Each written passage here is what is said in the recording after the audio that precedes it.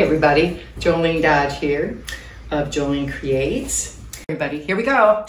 Okay, so these are my platters. I like these because they're not too big and they're not too small. They're great serving platters.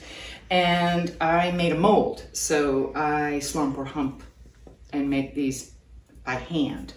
I love this glaze combination. This is an underglaze transfer, and I used Mako's zinc free. What's nice is that I've always been using one coat because it can sometimes become cloudy or muddy, and it wasn't enough glaze. Now I have a nice sheen to it and I'm really happy with it. 2 full coats and it looks great. This is Blue Surf, and here what I've done is added flux, and you can almost see, I hope you can see that like rivery sort of look. I think that's quite pretty. I'm not sure, I might add something a little different in there too next time to get some. And the back looks really quite nice also. There we go. I'm very pleased with this one. This one's really nice. What's coming up next? This is that broken edge bowl that I make. And again, I have a mold. I made the parent for this.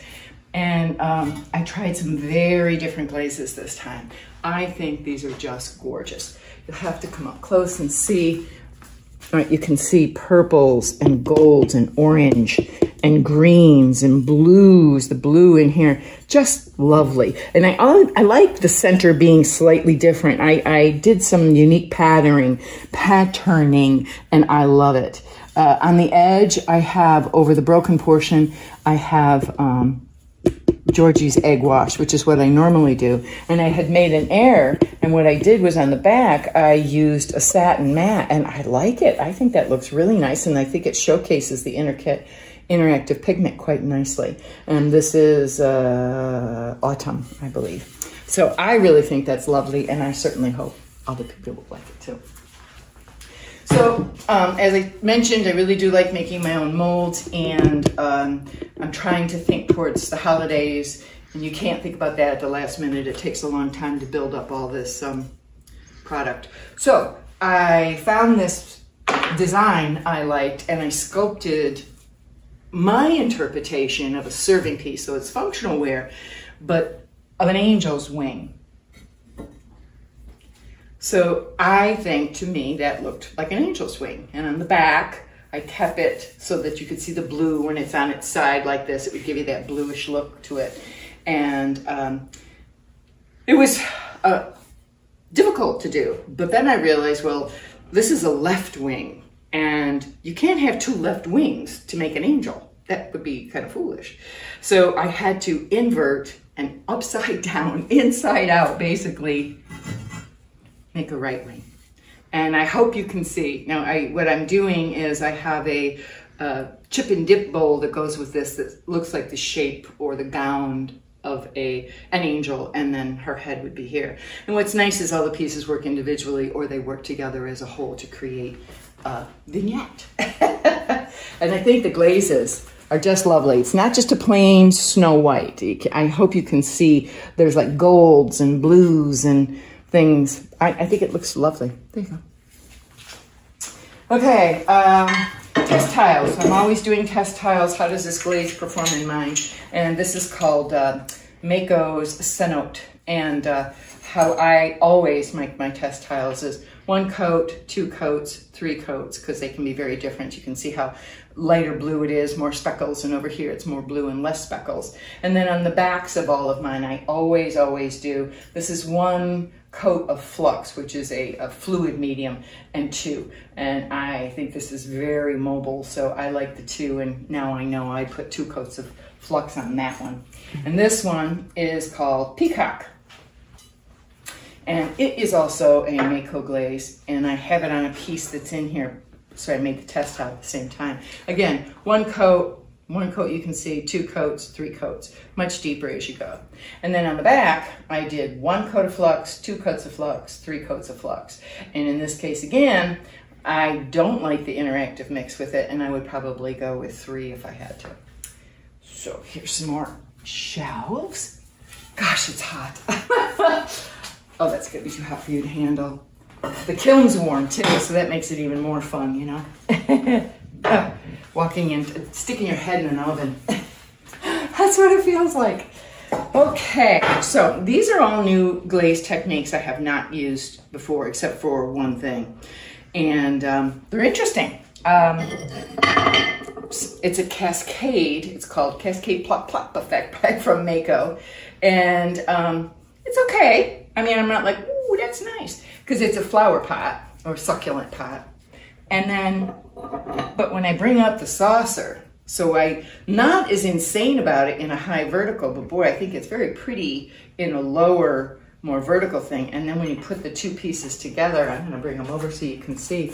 And I think that's really quite striking, this little design all around the bottom and then the blue and the blue. I think it's kind of pretty. And I think with a pot of flower in it, maybe a violet, oh, wouldn't that be nice? Pretty cool. And then that same technique, because those were in Robin's Egg Blue, and I can't remember what the stroke and coat color was, but this, oh, sugar. Did you really do that? Oh, you would. This is cool. This is actually Aurora Green and my blue aisle and my blue aisle on the outside. And what's interesting about this is I really hate green tea, not Aurora, green tea, which is the base for Aurora. I don't like green tea. It just looks like a avocado geeky green. But like this, I don't think that's half bad at all. What do you think? Let's see. I would do this technique again on a much bigger piece and get a lot more movement. And I think, again, that combined, they look pretty. Can you hear that noise? That little ting, ting, ting. That's called, hear it. That's called pinging. And it means that for whatever reason, the clay doesn't fit the clay. Oh, it's really ping. Oh, I wish you could hear it, I hope. Come on, do it again now that you can. And that's that green. Looks pretty on this piece. I like it. I'm going to use that combination, and I wouldn't have. Okay, last but not least, we're almost done. Relief.